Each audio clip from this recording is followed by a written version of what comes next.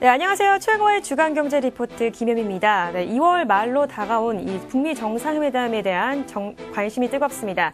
이 북한 김정은 위원장이 묵은 호텔부터 북미 정상들이 어디에서 만날지까지 모두 화제가 되고 있는데요. 작년 6월에 싱가포르 센토사 섬에서 1차 정상회담이 있은 이후로 8개월여 만입니다. 이 두 번째 정상회담 오늘 어떻게 될지 최영훈 고문과 함께 이야기를 나눠보도록 하겠습니다.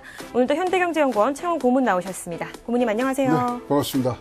이 북미 정상회담 굉장히 이제 이 화제의 중심에 서게 됐는데요.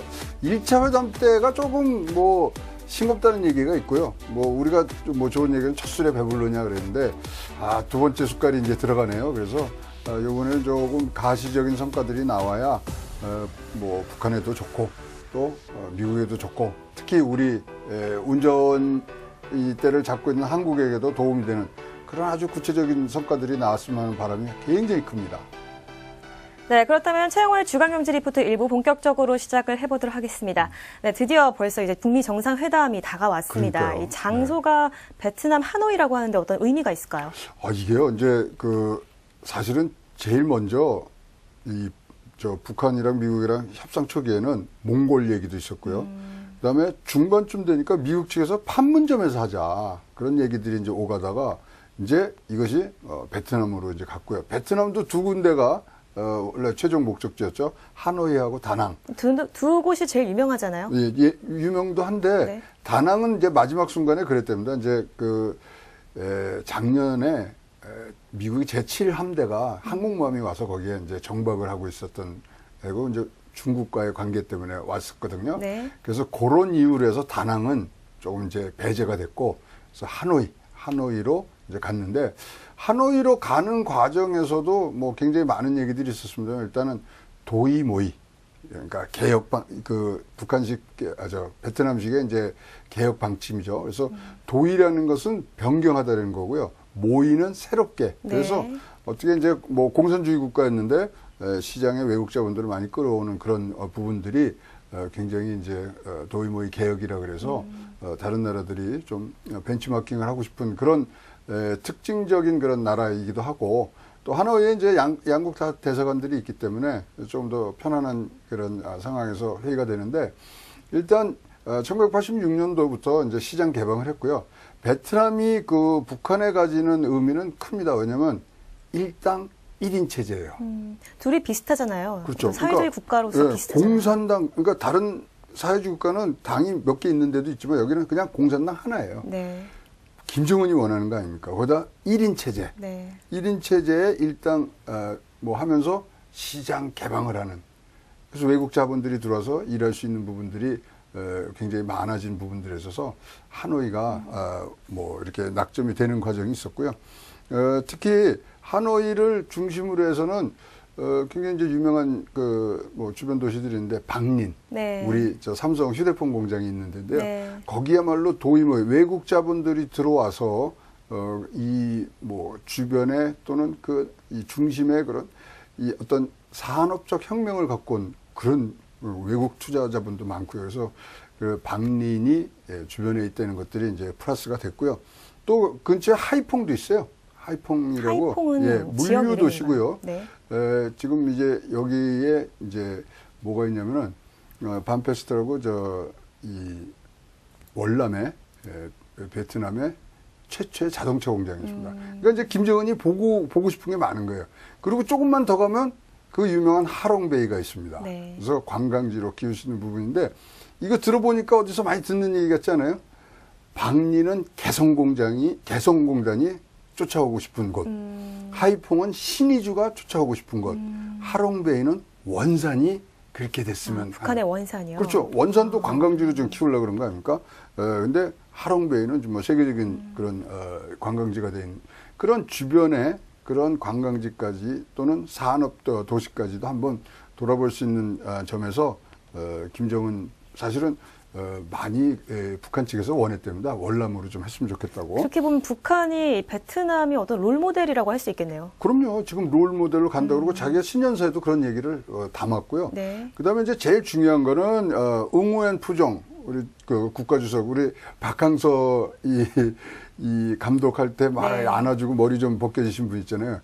그분이 워낙 이 베트남식 사회주의 개혁을 설계한 사람이에요. 네. 그러니까 김정은 위원장 가서 좀 듣고 싶은 거죠. 그래서 일단은 북미 정상회담 하기 전에 국빈 방문이 있습니다.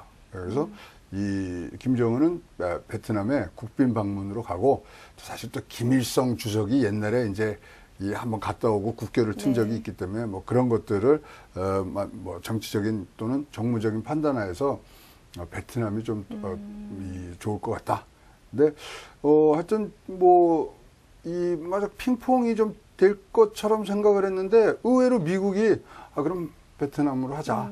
그래서 뭐 초반에 굉장히 난항을 겪을 것 같았습니다만은 지금 이제 하노이로 이제 확정이 됐고 많은 이제 이런 혜택을 북한 측에 주는 듯한 지금 모습들이 보여서 뭐 이제 이 회담의 내용들이 나오면은 이제 평가를 하겠습니다만은 일단은 회담 장소는 북한 쪽에 조금 유리한 그리고 북한이 좀 많이 배울 수 있는 그런 장소가 채택이 됐다고 보여집니다. 네, 이야기를 들어보면 이제 여러 가지 이유로 베트남 하노이가 최적의 장소가 될 거로 이제 생각이 되는데, 근데 뭐 아까 몽골도 말씀을 하셨잖아요. 몽골 그렇죠. 같은 경우에는 왜 안 된 건가요? 몽골은 이쪽에서 가기가 힘든 거죠.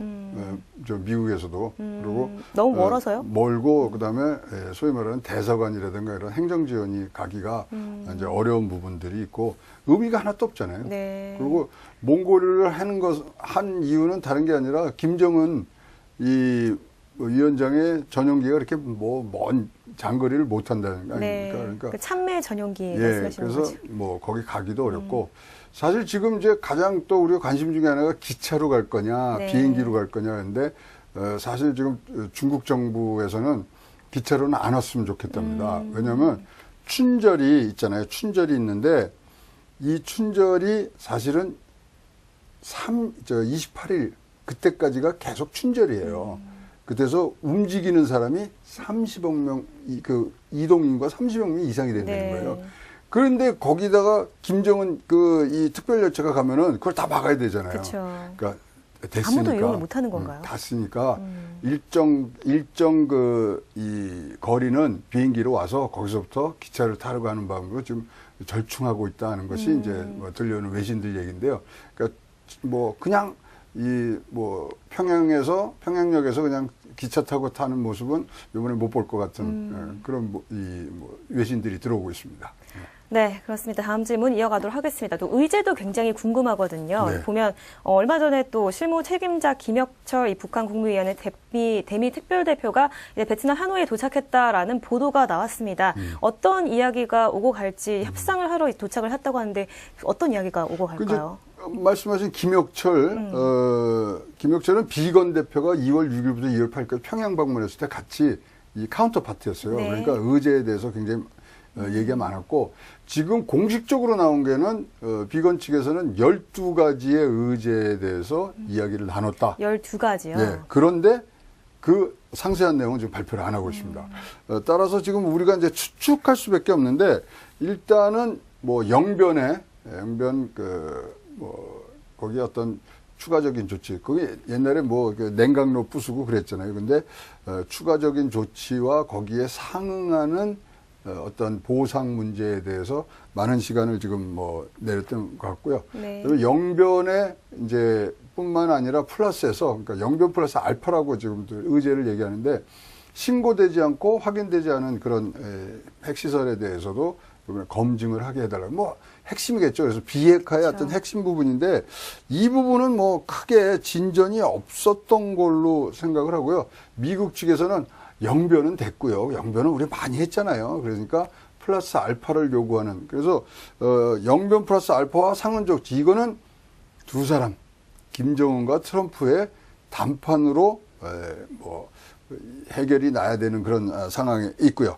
그다음에 이제 사실 지금 북한이 원하는 게 이 소위 말하는 대응하는 그런 제재를 뭐 해제해달라든가 그다음에 보상 문제인데 이것을 어떻게 할 것이냐가 사실 큰 이 그림 중에 하나입니다. 거기에다 지금 뭐 문재인 대통령도 우리가 남북 경협을 좀 도울 수 있으면 돕겠다. 부담을 덜고 싶다라고 그렇죠. 이야기를 했었죠. 근데 트럼프라든가 미국 정부에서는 뭐 아주 강경하고 변하지 않는 원칙이 뭐냐면 비핵화에 대해서 확신이 갖기 전까지는 대북 제재를 풀지 않겠다거든요. 그래서 이 부분은 아마 협상을 김정은 쪽에서 의제를 내더라도 트럼프가 아주 강경한 자세를 취하는 부분들이 나오지 않겠느냐 그렇게 보여집니다. 근데 이제 가능성이 높은 걸로는 뭐가 있냐면 이제 뭐 종전협정이니 휴전협정 이게 좀 이 중국도 들어와야 되고 뭐 문제가 많으니까 네. 불가침 선언을 서로 하자. 그 얘기가 지금 나왔는데 이 부분은 굉장히 많이 진전이 된 것 같습니다. 그래서 이 평화선언 뭐 이런 것들 다 그 전 단계로서의 양국 간의 불가침 선언을 함으로 해서 지금 뭐 종전이라든가 휴전협정을 하면은 이 미군 철수까지의 그런 논란들이 많으니까 그런 것들을 잠재우는데 이것들은 굉장히 지금 많은 진전을 했고요. 이제 북한에서 원했던 것은 그런 법적 구속력이 있는 부분들로 좀 해달라 그러는데 모르겠어요. 이게 뭐 법적 구속력이 어느 정도 네. 나라 간에 전쟁을 안 하겠다는데 법적 구속력이 어떤 모습으로 가는지 모르겠습니다만. 그 다음에 많이 진전된 게 연락사무소랍니다. 연락사무소라서 이제 서로 간에 어떤 이후에는 이제 대사관 뭐 대사급으로 관계가 진전될 수 있는 연락사무소를 이제 세우자. 여기에는 좀 얘기가 됐고 이건 1994년도 제네바 협의 때 벌써 이제 한번 얘기가 됐던 거고도 네. 상설로 가는데 보는 관측이 좀 달라요. 그러니까 북한은 이렇게 연락사무소를 놓으면 이것이 향후에는 대사관으로 승격되는 그런 사전 조치로 지금 북한 측에서는 얘기가 나오는 것 같고 네. 미국 측에서는 그게 아니라 핵시설에 대한 검증을 하는 사무소의 네. 그런 주 기능을 갖는 그런 부분에서 여기 뭐 조금 시각차는 있습니다만 크게는 연락사무소 그다음에 불가침 선언 이런 것들은 요번에 성과로 나올 수 있는 부분들이 있다고 생각합니다. 그다음에 이제 이거는 이제 미국이 굉장히 이제 강력히 요구한 부분인데 거기는 뭐 해외에서 자기네들이 파병해서 죽은 장병들을 자기네 국내로 유해라도 송환하는 거에 대해서 굉장히 많은 가치를 부여하고 있는데요. 지금 55구가 네. 한 번 왔는데 그 이후는 아무것도 없었잖아요. 그래서 유해 송환에 대한 이야기가 이번에 꼭 있을 것이다라는 네, 그래서 이야기를 했죠. 굉장히 강력하게 네. 뭐 요청을 한 부분들이 지금 있는데요. 그러다 보니까 지금 이거 뭐 비핵화를 위해서 두 사람이 만나는 건데 이게 사실은 보면 조금 하는 거잖아요. 그래서 빅딜이 아니라 스몰딜 아니냐. 그래서 그러나 이제 하여튼 요번에는 조금이라도 문서로 남겨야 되고 싱가포르처럼 두리뭉실한 그런 공동선언문이 안 나오면서 일단은 북미 관계 정상화 조치에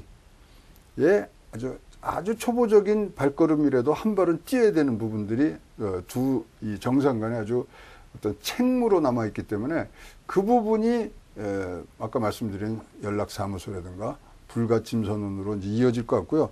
그러다 보니까 사실 북핵 우리는 비핵화를 원하는 거 아닙니까? 두 사람이 만나는. 저는 궁금한 게 이제 비핵화가 어떻게 보면 가장 핵심적인 의제라고 할 수 있는데 고모님 보시기에는 이제 트럼프 대통령은 김정은 위원장이 비핵화 의지가 있다라고 이야기를 했는데 어떻게 보세요? 아니 있다고 뭐 보세요? 그거는 수사적인 얘기인 것 같고요. 네. 지금 그거 갖고서 이제 주거니 받거니 하는데 우리가 이제 작년으로 한번 넘어갑시다. 작년으로 넘어가면은 이 정상회담 하기 전에 얼마나 많이 트위터를 날렸어요. 네. 우리 트럼프가 그러면 뭐 딜을 하고 있다.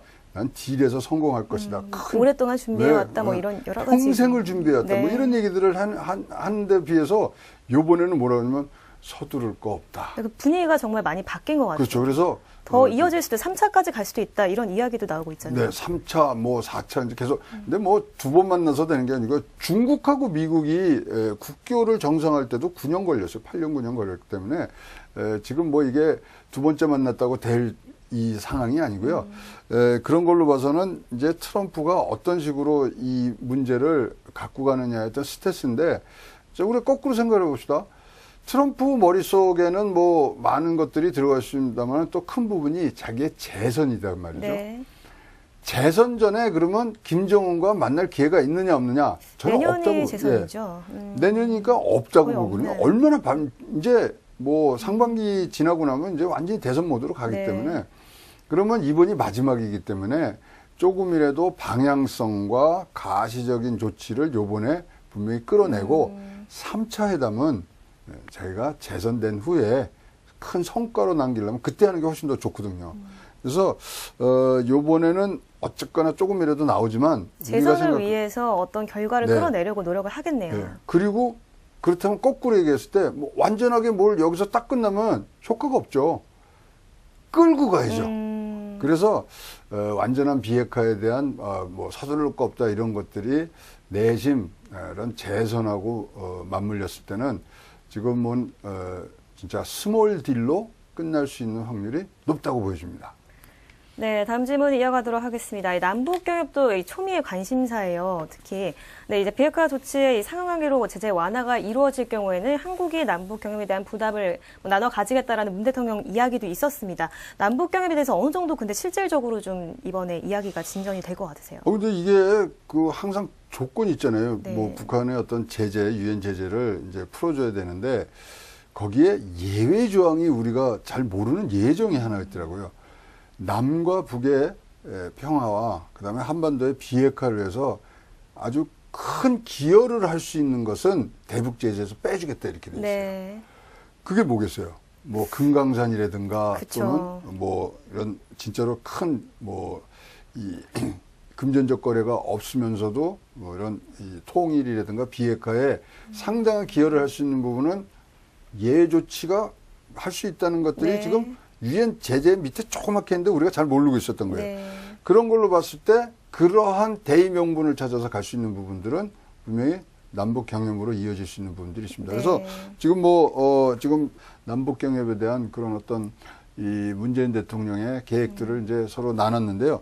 일단은 저희가 뽑아보니까 뭐 개성공단이라든가 서해 평화 경제지대, 철도, 금강산, 에너지 뭐 이런 것들 다 합하면은 한 54조 정도의 네. 지금 우리의 그 예산들이 들어가야 되는 부분들이 있고요.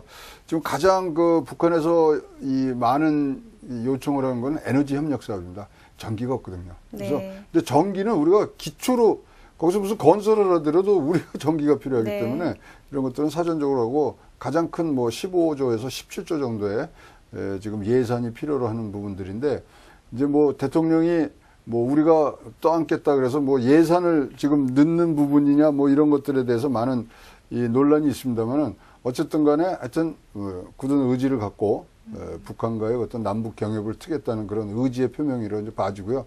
하여튼 뭐 전제 조건은 딱 하나죠. 제재가 풀리기 전에는 네. 큰 움직임은 있을 수 없다. 근데 또 트럼프 대통령이 또 제재 관련돼서 또 발언을 했잖아요. 제재 풀고 싶지만 북한이 뭔가를 해야 된다 이런 이야기도 했는데 이 협상에 보면 결국은 비핵화라는 어떤 중심에서 미국은 좀 덜 주려고 하고 북한은 좀 더 받으려고 하고 이런 느낌인 것 같아요. 그러니까 북한에서는 지금 그 풍계리라든가 이런 네. 거 자기네들은 할 만큼 했다는 거예요. 네. 근데 거기에 대해서는 아무런 이 뭐 소위 말하는 그 대응되는 그런 이 혜택이 없었으니까 네. 아니 근데 뭐 다 우리가 부수고 난 다음에 이거 하면은 뭐 아무것도 안 주면은 어떻게 되느냐 네. 그걸 좀 받아내야 되겠다 뭐 그런 아주 그런 차원에서 지금 접근인데요. 일단은 하여튼 김정은 위원장도 잘 이해를 해줬으면 좋겠어요. 왜냐면 제재를 푼다는 자체는 일단은 완전한 비핵화라는 이 단어가 완성이 돼야지만 네. 그다음에 제재가 가는 거지 조금 한다 그래서 그냥 뭐 우는 애기 뭐 젖주듯이 네. 또는 그렇게 잘라서 하는 것에 대해서는 세계가 전체가 인정을 안 하고 있기 때문에 그 부분들은 조금 뭐 아무리 이제 전술 전략에 의한 협상이라고 그러지만 생각을 조금 달리하고 이제 뭐 통 크게가 아니라 진짜 전 세계의 평화를 위해서 저희가 결단을 내려야 될 부분들도 많다고 생각을 합니다. 네, 이렇게 북미 정상회담 가면 갈수록 어떤 이야기들도 어떤 결과가 나올지 굉장히 기대가 되는데요. 뭐 3차 회담으로 연장이 될 수도 있다, 이어질 수도 있다라는 그런 가능성도 배제할 수 없다라고 하는데요. 근데 3차 저는 뭐 무조건 3차 간다고 생각을 재선을 하고요. 위해서 어쩔 수 없이 예. 갈 근데 수밖에 없다라는 이제 건가요? 시점이 네. 내년에는 안 만날 것 같고 그다음에 그런 소위 말하는 뭐 대선 기간 동안에 뭐 극적인 면으로 뭐 그것도 연출도 그것도 뭐 시원치 않은 것 같아요. 그래서 일단 2차 회담이 있고 난다면은 트럼프가 재선된 다음에 만난다는 생각을 저는 갖고 있고요. 그 사이에 특사들은 왔다 갔다 할 수 있겠지만 그래서 이제 자기가 이제 재선이 된다면 재선 이제 된 후에 어떤 큰 성과로 남기기 위해서는 분명히 3차 협상이 있어야 될 거고 시기적으로는 조금 이제 한 1년 내지 1년 반 동안은 공백기를 갖는다면은 그래서 이번에 이제 연락사무소가 중요한 이제 의미를 갖는 거죠. 그래서 거기를 통해서 서로의 의사들 또는 핵 검증에 대한 어떤 진행 사항들이 체크가 되고 또 진행이 되는 그런 모습들이 이번에 좀 읽혀지는 것 같습니다. 네, 김정은 위원장 같은 경우에는 이 3차까지 가는 걸 원할까요? 좀 궁금해요. 모르겠어요. 지금 뭐 북한의 그런 실정에 대해서는 뭐 제대로 우리가 파악하고 있는 부분들이 없지만 그러면서도 지금 김정은 위원장은 자기가 얻을 거 다 얻었거든요. 국제사회에 자기가 화려하게 등장을 했고 모든 언론과 이 세목의 뭐 중심에 서 있고 또 사실은 북한이 경제가 지금 나쁘거든요. 그럼에도 불구하고 외부의 어떤 협상을 통해서 국민들을 단합시키는 힘도 이제 갖고 있기 때문에 이 한 나라의 지도자로서 끌고 가는 데는 뭐 이것처럼 좋은 뭐 내용이 있을 때는 외부에 적을 만들려는 그런 속담도 있습니다만은 그런 것들을 정무적으로 활용하기는 굉장히 좋은 케이스고 일단은 진짜로 국제사회에 지금 뭐 잘 안 나왔기 때문에 모르지만 이제 믿고서 해야 되는 그 믿음이 지금 이게 뭐 빌드업 돼야 되는 그런 상황이기 때문에 그런 부분들을 이해를 조금 더 잘했으면 좋겠다는 생각입니다. 그리고 뭐 교육도 어렸을 때는 외국에서도 했기 때문에 트러스트라든가 이런 이 신뢰에 대한 가치에 대해서는 뭐 북한에 있는 사람들보다는 좀 더 공부를 했으리라고 생각을 하고 그 바탕을 어떻게 깔고 가느냐. 뭐 이 남한도 그렇고 뭐 미국도 그렇고 국제사회 전체가 비핵화 했는데 잘했어. 그럼 다음에 보자. 이러지는 않을 거거든요. 그래서 그런 부분들이 조금 더 결단을 내려야 되는 그런 뭐 바람들이 우리 뭐 북한 주민뿐만 아니라 전 세계의 시민들이 갖고 있다고 봅니다.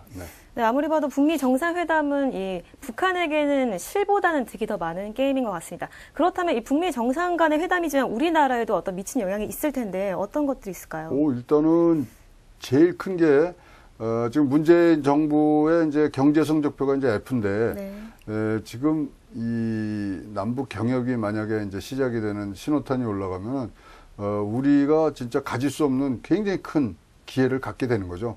그래서 뭐 일단은 생산 가능 인구가 2,500만이 그냥 저절로 들어오고 내수 시장이 커지면서 또 우리가 어떤 이 성장 동력을 못 찾고 있던 부분들을 남북 경협을 통해서 얻을 수 있는 부분들이 많기 때문에 국가 발전 전략으로서 굉장히 좋습니다. 그리고 뭐 한반도 신경제 지도라든가 그다음에 북한의 10개년 계획 이런 것들이 굉장히 같은 맥을 잘 갖고 있거든요. 그래서 우리에게 던져주는 것 남북 경협이 갖고 오는 한국 경제의 성장 동력 확보 차원에서는 환영할 만합니다만은 뭐 이 다들 장밋빛이라고 말씀을 하시는 분들도 많지만은 기본은 비핵화입니다. 비핵화가 된다는 전제하에서 이런 얘기들이 이제 잘 선순환될 수 있도록 우리가 끌어가야 되는 것이 동시대를 사는 우리 뭐 이 한국 국민들의 책무라고 생각을 합니다. 네, 북미 정상회담이 이렇게 소통이 잘 돼서 우리나라에도 역시 남북 경협을 비롯해서 여러 가지 또 좋은 열매들이 이어지길 바랍니다. 미국 트럼프 대통령 이야기를 또 마지막으로 좀 하려고 해요. 정말 트위터를 비롯해서 여러 군데에서 나는 오랫동안 준비해왔다. 이번에 좋은 결과를 나는 예상하고 있다. 이런 이야기들을 많이 했어요. 고모님 보실 때 이번 북미 정상회담 어떻게 진행될 것 같으세요? 일단은 지금 아까도 말씀드린 대로 이제 뭐 트럼프 이 대통령으로서의 트럼프가 가진 그 위치라든가 또 재선 그다음에 국내외적인 그런 문제를 봤을 때 트럼프가 여기서 어떤 승부수를 걸 그러한 시기는 아닙니다. 따라서 이것들이 뭐 두 번 해서 성공이야 이런 박수보다는 이 의제를 끌고 갈수록 자기가 뭐 정무적으로 진짜 지지층을 결속한다든가 그다음에 지난 15개월 동안 미사일 발사가 없었다는 그런 성과라든가 이런 것들을 조금 더 내치에 쓸 수 있는 여력을 만들려고 그러는 것 같고요. 따라서 진짜로 큰 진전보다는 조그만 진전이라도 성과는 꼭 내려고 그러고요. 네. 그런 부분들이 맞물려 있을 때 봤을 때는 크게 기대는 안 해도 그래도 1차 싱가포르 회담보다는 나은 성과를 꼭 갖고 가고 싶어하는 그런 모습들은 트럼프가 갖고 있다고 생각합니다. 네, 말씀 잘 들었습니다. 이렇게 일부에서는 북미 정상회담에 대한 이야기를 나눠봤습니다. 이 트럼프 대통령의 발언대로 우리 지금까지 많은 진전을 이루어 왔다라고 이야기를 했는데요. 앞으로 만남이 또 몇 번이 더 이루어질지 모르겠지만 이 각국의 좋은 열매들이 맺히기를 기대를 해보겠습니다. 네, 잠시 후에 2부가 시작될 텐데요. 2부에서는 2019년 한국 경제 희망 요인에 대한 이야기를 나눠보도록 하겠습니다. 2부 곧 시작하니까요. 2부로 함께 하시죠.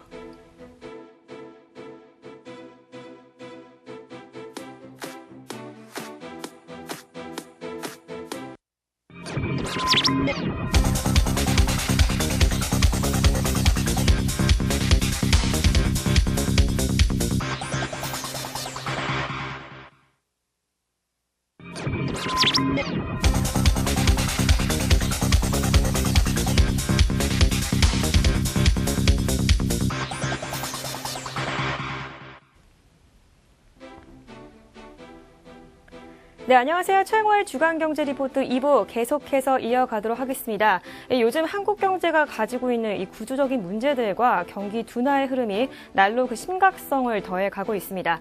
이 국민소득 3만 불 시대에 걸맞게 균형적인 성장을 이뤄야 할 텐데요. 이런 측면에서 오늘 2부에서는요. 2019년도 한국 경제 희망 요인에 대해서 이야기를 나눠보려고 합니다.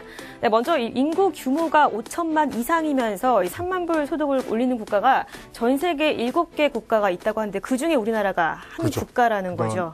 그다음에 이제 3만 불 넘은 게는 이제 22개국이 있는데 네. 인구가 적으면서 이렇게 올리는 나라가 많아요. 또 룩셈부르기 이런 데는. 근데 그리고 또 3만 불 진입 시점도 굉장히 우리가 월등하다라고 하는데. 그러니까 이제 평균적으로 이제 계산을 해야 되는데 지금 일본이 2만 불에서 3만 불 할 때 4년이 걸렸어요. 그때 네. 굉장히 생산성 높게 해서 갔기 때문에 이제 그거를 빼고 그다음에 이제 독일이 계산할 때 조금 이 논거가 있습니다. 7년 걸렸느니 11년 걸렸느니 14년 걸렸는지 그거를 빼면요. 우리나라 굉장히 양호한 겁니다. 우리나라는 몇 년 정도? 우리가 이제 12년이 걸린 거죠. 그러니까 많이 걸렸지만 다른 데 이제 8.3년으로 계산은 되는데 아까 말씀드린 일본 이런 데를 좀 빼면은 거의 우리가 거기보다 더 낫습니다. 네. 근데 사실 우리나라가 전 세계에서 우리나라를 배우려고 그러는 게 뭐냐면 쉽게 얘기해서 스카이캐슬에 살면서 의대 간 게 아니라 한강에서 용이 나온 거거든요. 네. 따라서 어떻게 하면 저렇게 나가느냐, 어떤 식으로 국민들을 한모는데 모았냐에 따라 그렇기 때문에 사실 굉장히 잘 나가는 국가들에 가서 배우는 것보다 한국에 가서 배우길 원하고 사실 독일, 이태리는요, 3번물 들어갔다 뒤로 한번 빠꾸러집니다. 네. 잘못 관리하면 빠꾸러지는 거예요.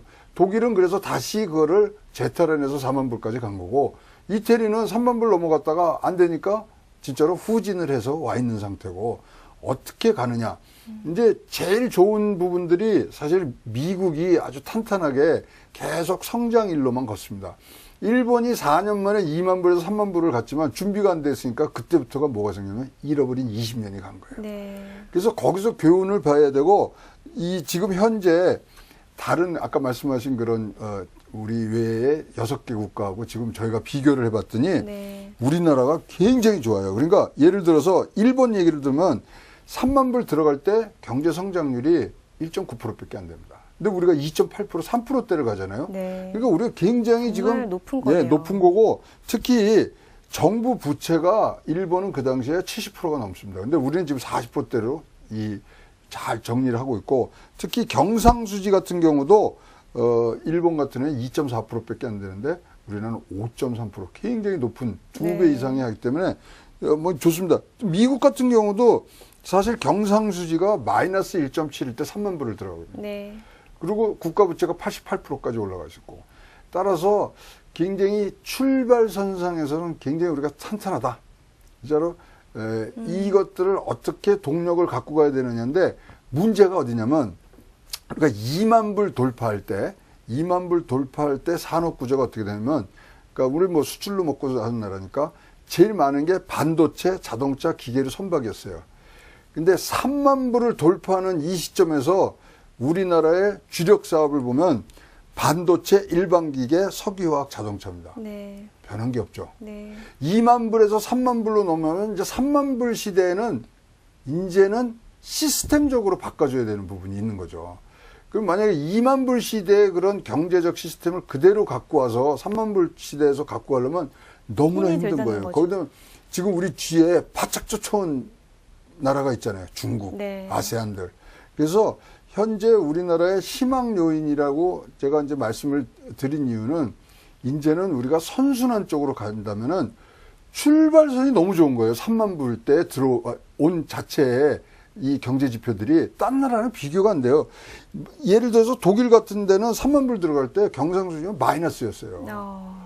그러니까 우리가 얼마나 좋은 환경에서 지금 이 앞으로 나가야 되는데 지금 뭐 양극화라든가 뭐 불균형 이런 얘기를 하지만 사회 전체의 경제적 시스템을 바꿔야 되는 부분들이 왔거든요.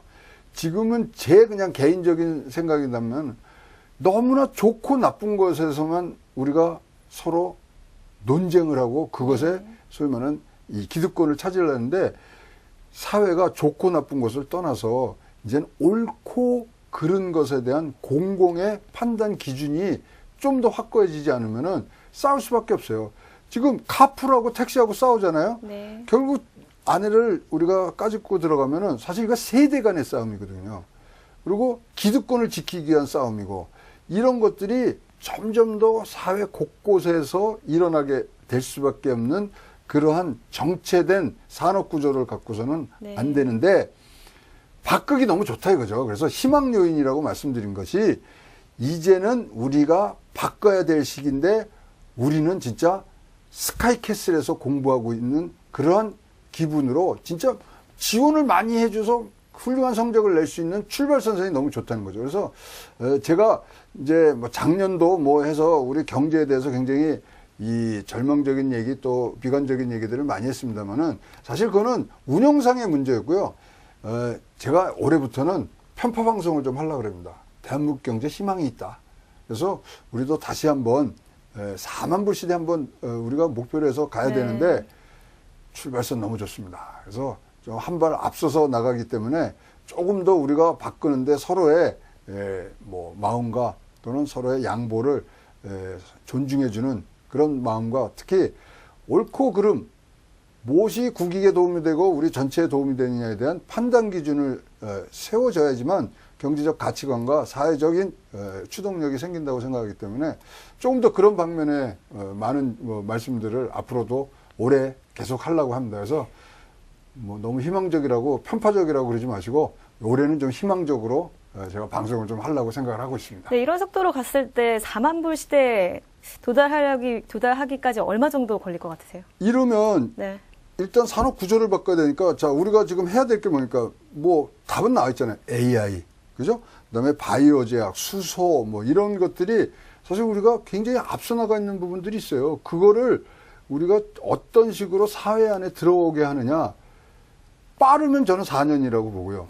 예, 이제는 4년이요. 예, 옛날에는 10,000불에서 20,000불 모으기는 힘들어도 20,000불에서 30,000불 모으기는 쉽거든요. 네. 그래서 이제는 인프라가 깔려 있기 때문에 치고 올라갈 수 있는 부분들이 굉장히 많습니다. 미국이 뭐 4만 불 넘어갈 때가 몇 년 안 걸려요. 네. 그리고 7년 있다가 5만 불 갔고요. 그 다음에 5년 후에 6만 불 이제 치고 들어가거든요. 그러니까 네. 한 번 선순환이 되면은 이것이 굉장히 잘 굴러갑니다.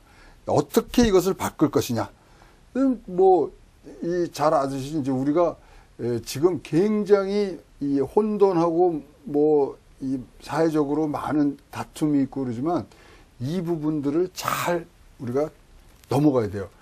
독일이요. 2003년 3월 13일 날 3만 불이 넘어가요. 내가 숫자를 그래서 기억하는데 근데 그때 극렬하게 사회적인 분위기가 생기고 통일에 대한 얘기 뭐 이런 걸 했을 때 슈레더 총리가 소위 말하는 헤르츠 개혁을 하는 거죠. 네. 사회적 대터별 가서 노동시장의 그런 안정성과 이 유연성을 갖고 오는 대개혁을 하면서 다시금 거기는 일어섰고요.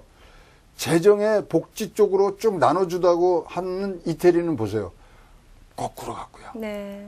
분명히 보이는 그런 그림들이 어떻게 하면은 우리가 우리의 산업구조를 받으면서 선순환으로 가느냐.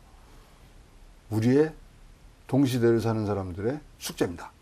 네, 이렇게 3만 불에서 4만 불 가기까지 정책보다도 변화가 필요하다라는 말씀을 해주셨습니다. 이렇게 근데 한국 경기 성장세가 이제 계속해서 유지가 되려면 장기적으로 또 중장기적으로 필요한 것이 있다라고 하는데 어떤 게 필요하신가요? 일단 투자 부분들이 선행을 좀 해줘야 돼요. 지금 뭐 SOC 투자들이 많이 이제 오래됐고 네. 특히 이제 사실 이런 부분들에서 정부가 해야 될 일이 많죠. 그래서 올해가 뭐 10% 이상의 증가율을 간 슈퍼 예산이지 않습니까? 네.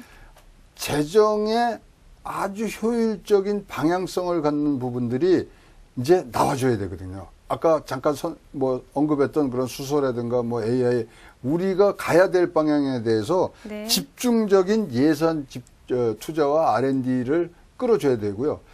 민간인은 어떻게 우리가 대응을 해야 되냐면 그것을 받아서 일단은 킬러 애플리케이션을 민간에서는 만들어줘야 돼요. 네. 무슨 얘기냐면 우리나라의 모든 이 경제의 동력을 가진 거는 반도체와 스마트폰이거든요. 네.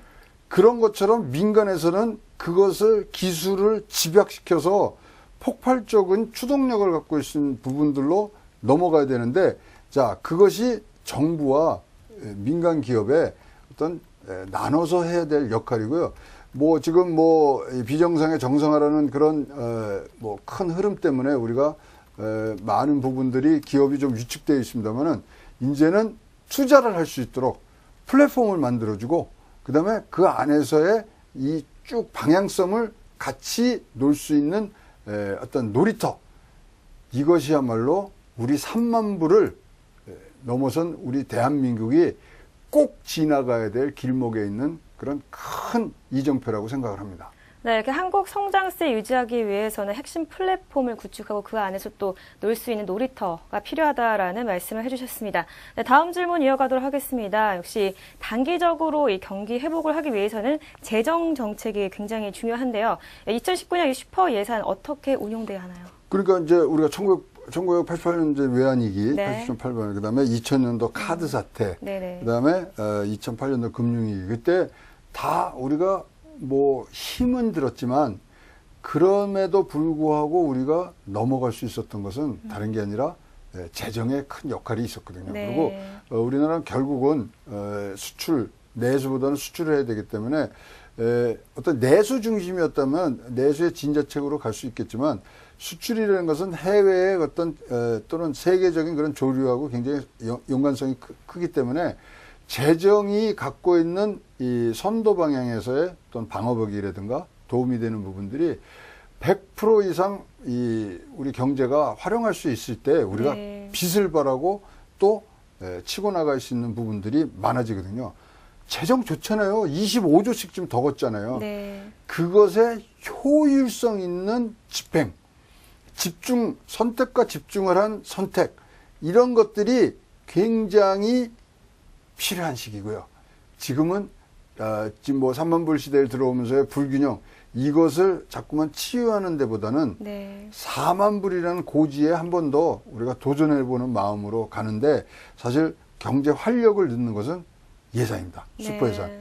그 예산의 본질적 기능을 다 해달라는 그런 부탁을 드리고 싶은 거죠. 네, 이렇게 경기 활력을 위해서 예산 정책의 어떤 효율적인 방안에 대해서 말씀을 해주셨습니다. 다음으로 이 외환 건전성에 대한 이야기를 또 빼놓을 수가 없는데, 한국의 경쟁력은 재정 건전성에 있다라는 게 세계적인 평가라고 하는데요. 이 어느 정도인가요? 양호하다고 하시는데. 믿는 구석이 우린 딱 하나죠. 그리고 역사상 네. 가장 양호한 외환 건전성을 보유하는 게 지금입니다. 아, 지금인가요? 네, 지금 이제 외환 보유고가 4천억 정도 되고요. 통화 수화프로 해서 외환 보유고 정도의 네. 효과를 낼 수 있는 게 1,300억 정도 되니까 네. 사실 큰 문제 없어요. 이렇게 네. 네, 말씀하세요. 그래서 뭐 우리 국가부도의 날 뭐 다 보셨죠? 네. 그때 200억 달러 정도 됐는데 지금 4천억 달러니까 네. 굉장히 우리가 큰 이 힘을 갖고 있고요. 이것이야말로 다른 글로벌 다른 경쟁 국가라든가 주변 국가들이 대한민국의 신용 등급을 내리지 않고 있는 이유 중에 하나고요. 네. 더구나 더 좋은 것은 뭐냐면 사실은 뭐 4천억이 되더라도 이게 단기 외채가 네. 많으면은 빨리빨리 갚아야 되니까 굉장히 불안하잖아요. 단기 외채 부분이 30%대로 지금 내려가 있는 상태라서 굉장히 안전합니다. 이렇게 튼튼한데 저축도 잘 돼 있고 이러면은 네. 진짜로 우리가 한 번 더 치고 올라갈 수 있는 발판을 초반에 만들어줘야 되는 것 같습니다. 네, 이렇게 외환 건전성이 양호하다 그러면은 좀 시청자들은 잘 모를 수도 있는데 어떤 게 제일 좋은 건가요? 그러니까 제일 필요한 네. 건요. 외환에서는 네. 단기 부채가 없어야 돼요. 장기 부채 있는 것은 뭐 우리가 돈 벌어서 갚아나가면 되니까. 네. 근데 단기 부채 많은 게 굉장히 위험한데 요새 신흥국에서 어떤 금융위기가 일어난다 그러잖아요. 네. 그게 뭐냐면 저금리 달러를 지금 신흥국들이 많이 썼는데 네. 그것이 이제 단기 부채 5년짜리였어요. 그거의 상환 시기가 오래 몰려 있어요. 그래서 위험하다는 건데 우리는 매니저블 할 수 있는 30%, 28%에서 30%이기 때문에 뭐 아무리 많이 해도 4천억에서 뭐 한 1,000억 우리가 떼줘도 문제가 없다는 거죠. 네. 그런 차원에서 우리가 건전성이 굉장히 좋으니까 일단은 예산이라든가 이런 외환 보유 것들을 아주 현명하게 잘 쓰면은 네. 든든하죠. 왜냐면 만약에 이제 우리가 저 직장 다닐 때 보너스 받으면 저 지갑이 촉촉하면 그냥 어깨도 쭉 펴지고 그러지 않습니까? 네. 든든하고 그런 상황이라고 보시면 됩니다. 마음의 여유가 더 생기니까. 근데 문제는 뭐냐면 우리가 반도체하고 뭐 자동차하고 판 거에 네. 그래서 이제 우리가 흑자를 감고 온 거에 반은요 해외 여행하고 유학하는데 지금 다 그냥 다 나가거든요. 그러니까 근본적으로 그런 부분부터 고쳐나가기 시작하면 우리 국가는 점점 더 많은 이 재물을 하고 돈이란 게 사실 뭐 맨날 쓰는 게 아니라 필요할 때 쓰는 게 돈이잖아요. 네. 우리가 필요할 때 투자하거나 또는 필요할 때 우리가 적절하게 쓸 수 있는 돼지 저금통이 든든하게 있다 네. 그러면 얼마나 좋습니까? 우리나라의 믿는 구석입니다. 그래서 희망 요인 중에 하나가 이거죠. 네. 나갈 수 있는 방법이 있다 이거죠. 네. 네, 또 거기에다가 또 우리나라 사람들 요즘 뭐 문화예술, 스포츠, 리더십 등 여러 분야에서 사실 두각을 지금 드러내고 있잖아요. 그래서 뭐 한국이 경제에 긍정적인 시그널을 주고 있다라는 분석으로 지금 해석이 되고 있는데 어떻게 보시나요? 뭐 방탄소년 네. 2013년도에서 그쵸. 뭐 지금 뭐 4조, 1년에 4조 하는데 지금요 역대 이 뭐 방탄소년 한류에 대해서는 너무 잘 아지만 참 우리나라가 이제 그 전 세계적인 리더가 됐다는 게 우리나라의 지금 국제기구의 수장들을 우리 대한민국 국적을 갖고 계신 분들이 지금 많이 갖고 계세요. 자, 세계보건교 이종욱 사무총장 이제 하셨다가 저걸 했죠. 반기문 총장도 하셨죠. 네. 김용 총재가 이제 올해까지 이제 세계은행을 했지만 지금 보면요. 인터폴의 총재가 우리 김종량 총재 한국분이 가셨고 국제해사기구의 사무총장도 임기 때 아직 지금 현직입니다. 그다음에 정부간 기후변화위원회 의장이 우리나라 이혜성 씨고. 그래서 이제는 리더십까지 발휘를 하고 있습니다. K-팝은 뭐 말도 못하고. 예? 방탄소년단을 중심으로 해서 지금 4조 이렇게 하고 생산 유발 효과가 1조에 지금 부가가치가 올라가는 그런 부분들 여기에 우리는 소위 말하는 국가 브랜드가 엄청나게 지금 올라가고 있는 부분이 있습니다. 굉장히 자긍심이 느껴지네요. 전 세계적으로 두각을 나타내는. 근데 전 세계 아까 7개 나라를 이렇게 하셨지만 재화 그러니까 만드는 물건을 팔면서 문화까지 파는 나라가 몇 나라 없어요. 네. 보세요. 미국, 일본, 그다음에 중국.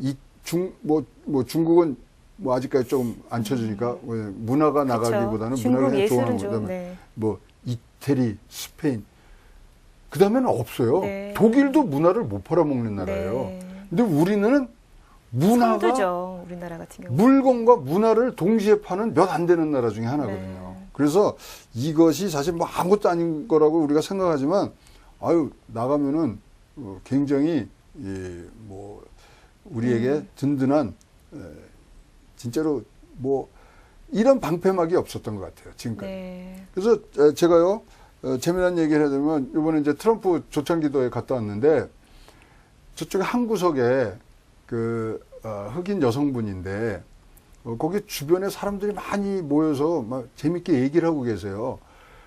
그래서 나도 뭐 이렇게 뭐 무슨 얘기하나 관심 있는 게 뭘 하지 이렇게 들어봤더니 그분이 뭘 입고 있었냐면 방탄소년단의 아미 티셔츠를 입은 거예요. 그러니까 거기서도 어떤 화제의 중심이 돼서 그렇게 얘기를 하고 있더라는 거예요. 아닙니까? 그래서 이게 문화라는 게 진짜 파급력도 크고 끝까지 우리를 지켜줄 수 있는 외환보유고보다 더 좋은 상품이라고 보여집니다. 네, 이렇게 전 세계에서 두각을 드러내고 있는 한국인들 보니까 저까지 이렇게 자긍심이 고취가 되는 것 같습니다. 네, 다음 질문 이어가도록 하겠습니다. 2차 북미 정상회담 이제 곧 다가오잖아요. 네. 이런 저성장 시대에 이런 한국 경제에 활력을 불어넣을 수 있는 호재 중에 호재다라고 얘기를 하는데 어떻게 생각하시나요?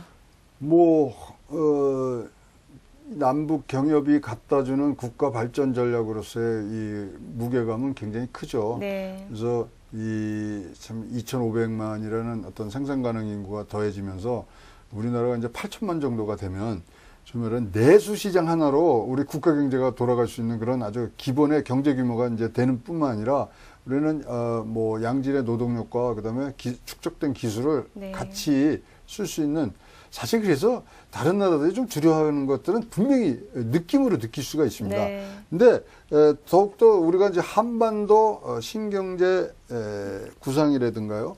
일단은 우리가 대륙으로 진출을 하면서 신남방, 신북방을 이제 하고 있기 때문에 네. 사실 그게 어떤 우리가 뭐 외국으로 나가서 뭘 어떻게 하겠다는 게 아니라 우리 살 길이거든요. 네. 그래서 이 부분들이 북한과의 연계를 가지면서 나갔을 때 훨씬 더 시너지가 날 수밖에 없는 이 지리적인 그런 위치 때문에 따라서 이것이 얼마나 우리의 경제에 활력을 넣을 것인가. 저는 분명히 이제 말씀드리고 싶으면 네. 북한에 퍼주고 싶은 말은 1도 없습니다. 네. 같이 개발해서 같이 성과를 내고 그다음에 나눌 거는 나누고 우리가 가져올 건 가져와서 서로 같이 커져나가는 거거든요. 따라서 이러한 비핵화 협상이 전제가 된 상태에서 네. 경제에 활력을 얻을 수 있는 이 남북 경협이 사실 다른 나라는 이런 기회가 없었어요.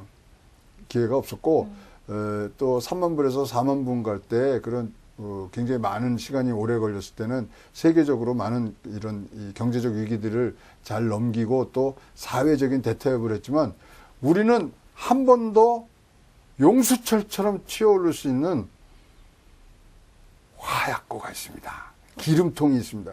그것을 우리가 잘 쓰느냐 못 쓰느냐에 따라서 우리의 어떤 경제적인 그러면 세계적인 지위에 아주 큰 획을 걸 수 있는 남북 경협 진짜 잘 됐으면 좋겠네요. 네, 이렇게 북미 정상회담으로 남북 경협 재개가 되면 정말 우리나라의 또 경제적인 활력에 큰 역할을 할 것이라고 기대가 됩니다. 네, 오늘 2부에서 2019년 한국경제 희망 요인에 대해서 이야기를 해봤습니다. 고모님 오늘 어떠셨나요?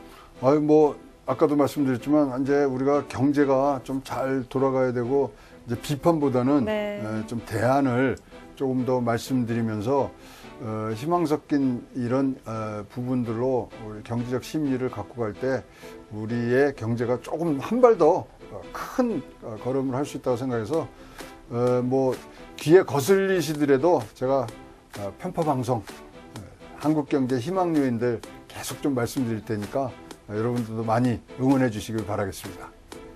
네, 다음 시간에는 그럼 어떤 이야기 해주실 건가요? 다음 시간은 이제 북미 정상회담 얘기를 해야죠. 이거 그렇죠. 잘 분석을 해야 돼요. 결과가 굉장히 궁금해요. 궁금하죠. 그다음에 네. 또 이것으로 인해서 지금 파장될 게 굉장히 많지 않습니까? 우리나라 남북 경협뿐만 아니라 미국의 정치 상황 그다음에 이것이 끝나고 나자 이제 중국에는 양해가 네. 있고 또 중국 양해도 정말 미중 무역 전쟁 굉장히 많은 거에 아주 첫 번째 올해 제일 큰 이벤트를 시작을 하는 거기 때문에 첫 단추를 잘 깼으면 좋겠다는 생각이 있습니다.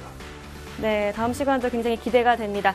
네, 최양훈 주간경제 리포트 저희가 준비한 소식은 여기까지입니다. 저희는 다음 이 시간에 더욱더 알찬 소식을 가지고 찾아오도록 하겠습니다. 시청해주신 여러분 고맙습니다.